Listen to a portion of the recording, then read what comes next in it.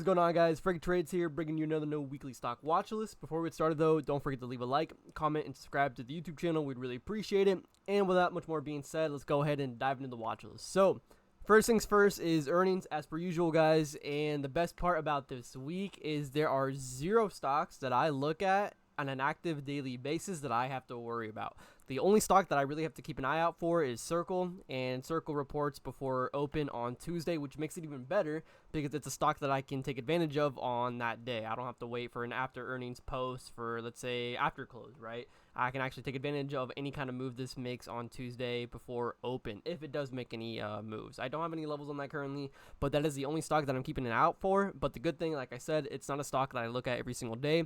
Most of the stocks that we look at in the chat are pretty much all over with. NVIDIA is really the only one left that we all look at, but that's not going to be for a while. So besides that, great time for earnings to be over, and we can move on from this.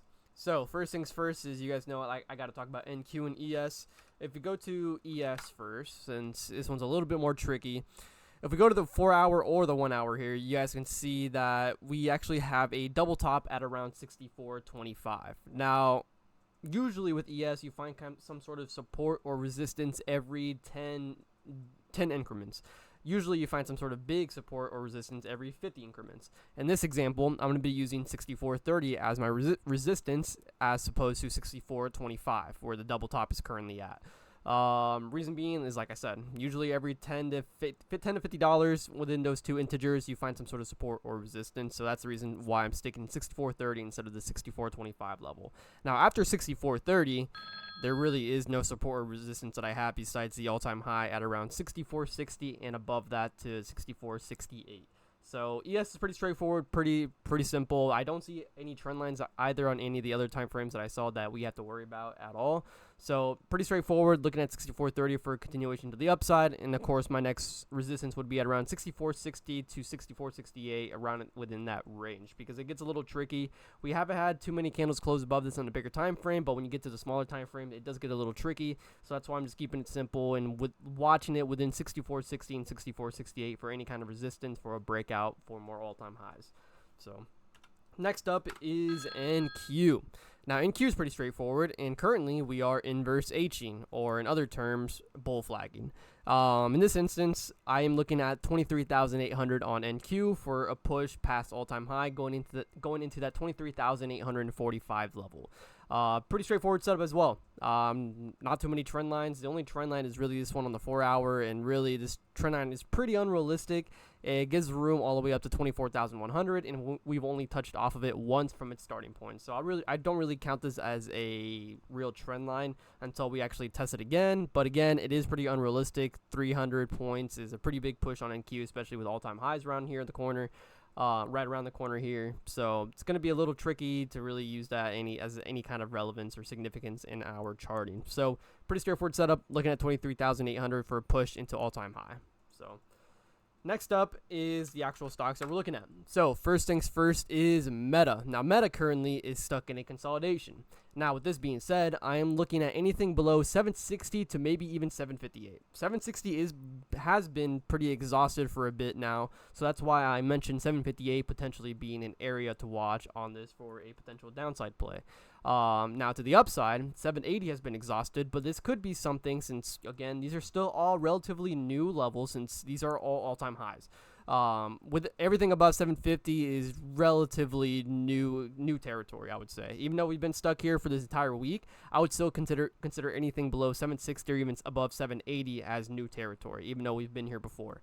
The all-time high isn't until 785. That's obviously going to be the real level that I'll be looking at. But if Meta happens to show any kind of momentum or strength, I will keep an eye out for 780, and then vice versa. If it's weak, I will keep an eye out for 760. If not 760, then potentially 758 with room down to that low we made at around 757. A dollar move is a lot on Tesla on these option contracts, especially with how much they move with the delta, having a 40 to 50 cent payout per dollar. So it's pretty worth it, especially when the IV starts to kick up in our favor. It's a pretty great stock to look at. That's why it's on our everyday rotation. Next up is NVIDIA. Now, NVIDIA here is looking schmexy, if you ask me. If I go to the 1 hour here, you guys will see what I am talking about. Now, the all-time high with pre-market is 185.43. Now the all-time high during market hours is this area right here at 183.88, so roughly 184. And if you go to the 1 hour here, you can see we actually have a flat top across 184. So for the meantime, I will be looking to play 184 on NVIDIA. Will I look to hold to 185? Probably not. Usually these levels, every $5 increments on NVIDIA has some sort of big significance on the stock. I'm not saying that it won't happen or it can't happen, but for me and the way I like to trade, I will treat 184 as its own trade, and then I will look to trade 185 as its own trade. Now, the only thing to really keep an eye out for is this trend line on the 1 hour. Yes, we've only rejected off of it once, but considering we are at all-time highs and this is all still relatively new territory, this could prove to be significant or relevant in our trading here on NVIDIA. So again, looking at 184 and then looking at 185 here on NVIDIA for a potential continuation into the all-time high at 185.43. Pretty great setup here, pretty straightforward. Definitely 184 would be the first area to look at, and then after that we have more to look at past that. And last but not least is Tesla, our favorite stock on the watch list. If I put this in the 4 hour, you could see that we are currently not breaking out of a range, but we're in the middle of the process of breaking out of a range. You can see that we made a high at 335 on Friday, and that is where I'm going to look to continue to play Tesla with how strong it is currently. Now, if I go to the 1 hour, you can see 1 hour or 4 hour, you can see that we've had a lot of struggle closing above 335, and that's why I'm keeping an eye out for it. The next area I would look at for Tesla is 339 going into 340. Once we break above 340, that will be the break of the range that we have been stuck in for Tesla for a while now. So obviously Tesla is going to be a big thing on everyone's radar because of that reason, because of that potential breakout range that we can get on Tesla. And once Tesla gets out of this range, Tesla is a smooth rider stock. The plays are so much cleaner than they already are. So it's a big watch that everyone's going to have on their radar for this week in the Stock Hours chat. So it's definitely one to keep an eye out for on your guys' radar as well for any potential breakout if this happens to actually break out the way we're expecting. So, but with that being said, though, guys, that is about it for the watch list. Not too much going on, but those three stocks do have fantastic setups. They're all a little far away, but you know, with being the weekend, it can gap up, it can gap down. We have multiple ways to play a lot of these stocks, especially with stock like Meta. So that being said, hope you guys enjoy the watch list. Before you go, though, don't forget to leave a like, comment, and subscribe to the YouTube channel. We'd really appreciate it. With that being said, hope you guys enjoy the rest of your weekend and have a fantastic week. Peace out.